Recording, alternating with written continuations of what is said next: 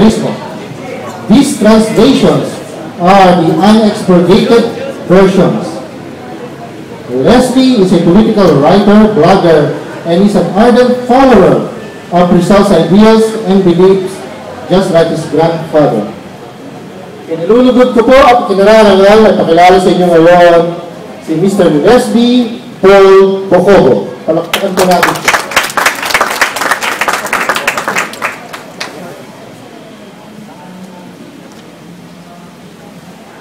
Honorable Governor George E.R. Ejercito Estregan, Mr. Dante Amante, distinguished Masons, distinguished Order of the Knights of Rizal, the officers of the National Historical Institute, officers of the Laguna PNP, Attorney Ragasa, the Provincial Board of Laguna, municipal mayors, the illustrious descendants of our national hero, Dr. Jose Rizal, led by Jose Rizal Lopez, Virgilio Villaruz, and Doris Villaruz.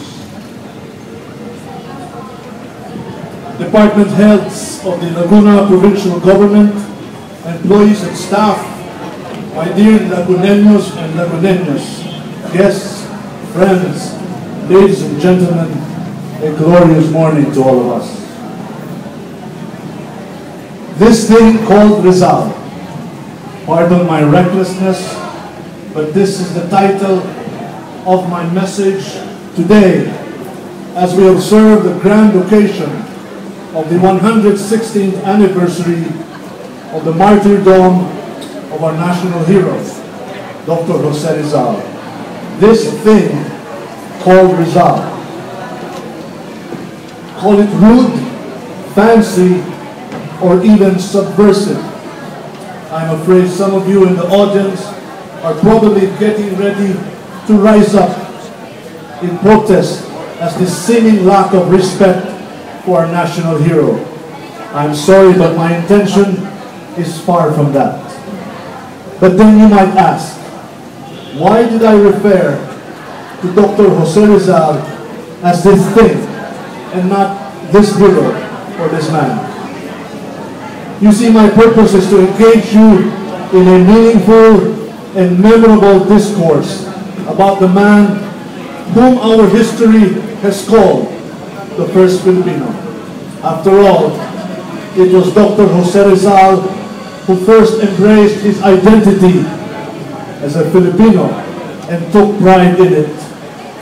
Through the sheer power of his pen, the strength of his mind, and the nobility of his death, he brought together the fractured masses of Indios into what Benedict Anderson calls an imagined community that was socially constructed and imagined by the people who perceived themselves to be part of a fledgling nation of Filipinos.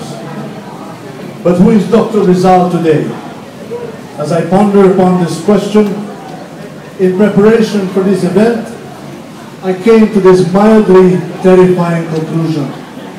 Dr. Rizal has become part of the great paradox of our age. As we race through this post-modern age, where things are not what they seem to be, we live and work in taller buildings, but we seem to suffer from shorter tempers. We rush through wider highways, but we seem to have narrower perspectives. It is in the same spirit of irony that I find our national hero, Dr. Jose Rizal.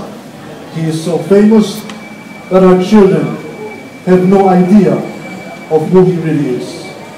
Dr. Rizal is both here and not here at the same time. Why is this so? Let me offer an insight. 116 years after his martyrdom at Bagong Bayan on December 30, 1896, at the hands of our Spanish conquistadors, Dr. Rizal did not simply loom large in our collective consciousness as a national hero. he has also become many things to different people.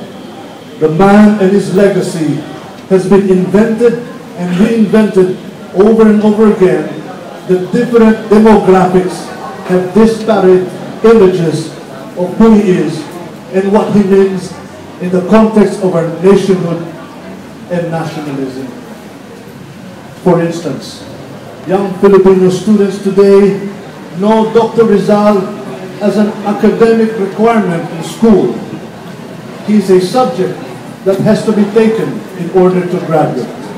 Still, for some, he is a character in a movie or a book, a funeral parlor, a university, that is heavily mediated by those who controls the means of production, like the directors and the producers, or the publishers, in this case of books.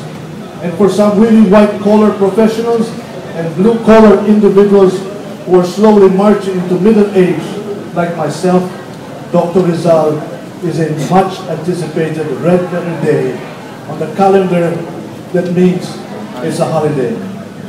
Or for corporate companies, on the other hand, Dr. Jose Rizal is also appropriated as a concept that can be turned into an effective and award-winning advertising or PR campaign.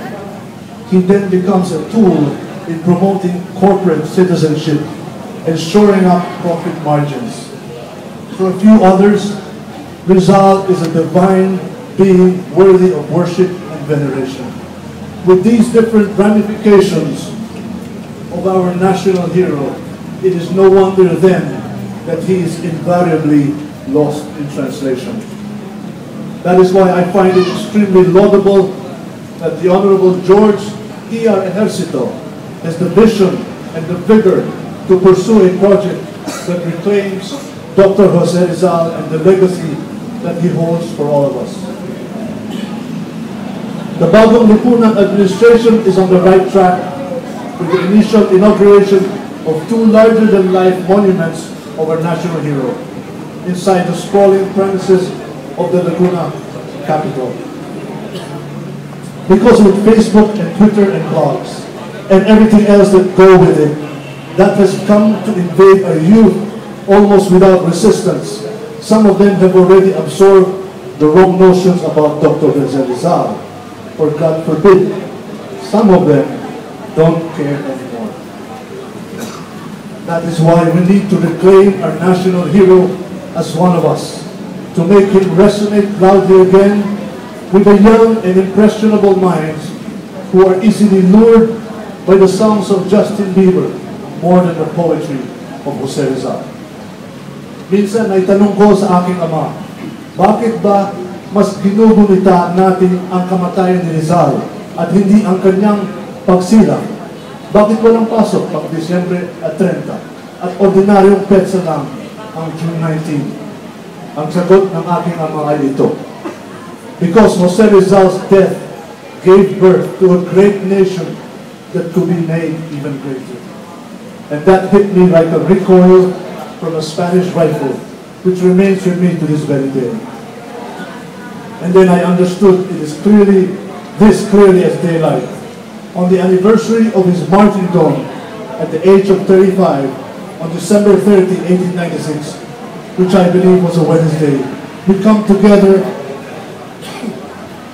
not to mourn the death of a great Filipino, but to celebrate the birth of a great Filipino nation. Because with him, we come to learn that to live in the hearts we leave behind is not to die. It is in the spirit that I come today and stand in front of you. Let us remember everything that is both noble and notable about this country. Our fearless heroes who continue to watch over us. Our children who are bound to fulfill the great promise of this country. The inherent values that make us strong, even in the face of tragedy. And everything else that defines our nationhood, including this thing called Rizal. Maraming salamat at mabuhay si Jose Rizal, mabuhay ang sambayan ng Pilipinas.